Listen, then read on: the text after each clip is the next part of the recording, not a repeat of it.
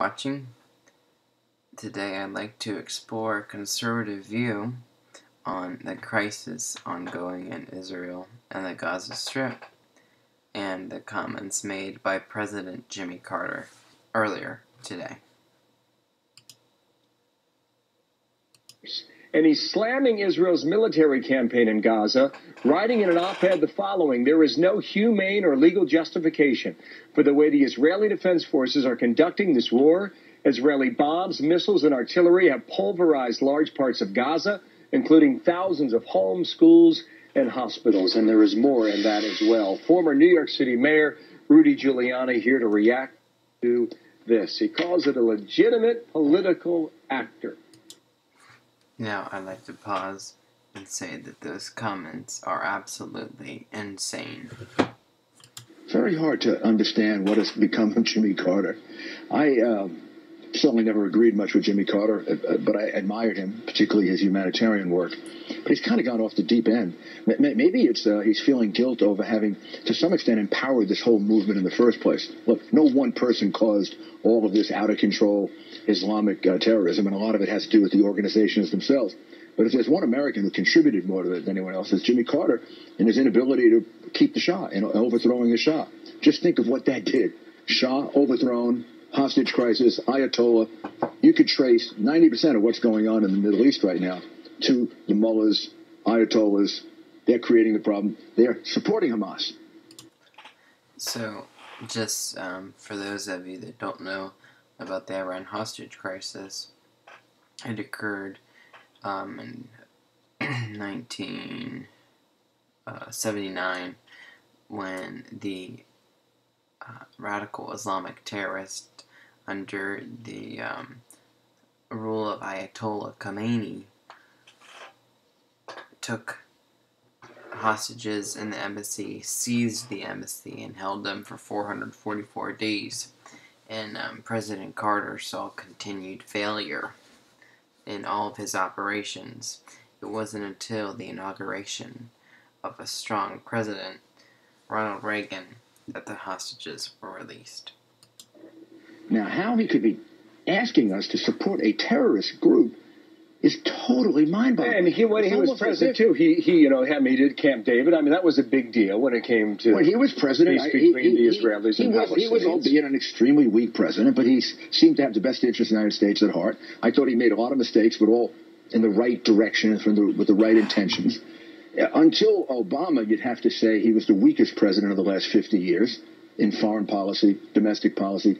Remember double-digit inflation, the long lines, bad days, malaise, the hostage crisis. Hostages get released the day Ronald Reagan comes into office. Give you an idea about weak president, strong president. So he's dealing with a legacy that is probably the worst one of any president in our lifetime. Obama's given him a good run for maybe giving him a little notch up. But the reality is this is an absolutely irresponsible statement. This is a terrorist group that's killing people. This is a terrorist group that is putting children in the way of the bombs. We've seen pictures of it, right? We've seen pictures of the schools. We've seen pictures of the children around the... Now, I'd like to look at an article from townhall.com that looks into more of President Carter's comments. So thank you, Mayor Giuliani. Now, I'm just going to scroll through here. President Carter and Mary Robinson, the former Prime Minister of Ireland, said, "There is no humane or legal justification for the way the Israeli Defense Forces are conducting this war against Hamas." Now, I ask of President Carter and Mrs. Robinson, is there a legal justification for the terrorist acts committed by Hamas? Hamas is an ally of Iran. Now, despite Iran's assistance to us in Iraq, in which they are basically protecting their own interests, Iran is anti-American, they have an unstable government, and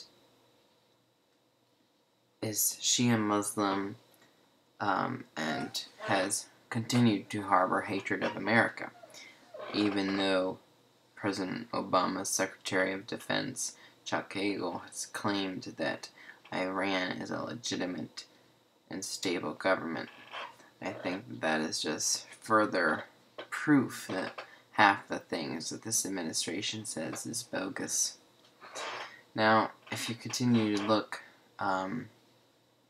Carter is defending a known terror organization. Now, however, we have known for a long time that President Carter is wrong. But he is saying that the vote for Hamas in Palestine shows that they are legitimate. Now, I ask President Carter if he's ever pondered that the same thing happened in Nazi Germany with Hitler. The same thing happened with Nikita Khrushchev in the Soviet Union. There's no way to justify the rise of Hamas in Palestine. I think that we are hearing death to Israel and death to the United States being said in Iran and in Palestine is just something that the United States should not tolerate. And, one thing about this article was that the United States takes threats in airport security far more seriously than they are taking chance of death to the United States. Now, for our continued history of the Gaza Strip, we learn that Hamas is classified by the U.S. as a foreign terrorist organization and by the European Union, Canada, and Japan. Hamas acquired this status as a terrorist group because of its history of offensive attacks and its ongoing refusal to renounce violence. They have also refused to cooperate with the ceasefires in which Israel has negotiated with our president. I believe the number is some over 17 missiles are continued to be launched during ceasefires. And as of now, the Israelis are withdrawing troops from the Gaza Strip. I think that Hamas needs to be held at full accountability for their attacks coming from the Gaza Strip. Now, in closure, I would like to give a brief explanation of why we see some of these geographical and political issues facing the Gaza Strip. Now, Israel formed after World War II by the United Nations in 1947 after support of European Zionists who insisted that the Jews be sent to a colony that they could live in. It's not a colony of Europe, but it's a place that the Jews were sent to because they were kicked out of Europe by the Holocaust. They were essentially not allowed anywhere else. And so when they come to Israel, which was inhabited by Palestinian Muslims, obviously there would be a lot of pressure. You had pressure coming from the Egyptians, Muslim, the Lebanese Muslim, the Syrians Muslim, and the Jordanians, which are also Muslim. And we have seen continued attacks from the Gaza Strip of Hamas Palestinians into Israel. And I think that the United States, a nation that has traditionally always supported Israel, ought to maintain this alliance.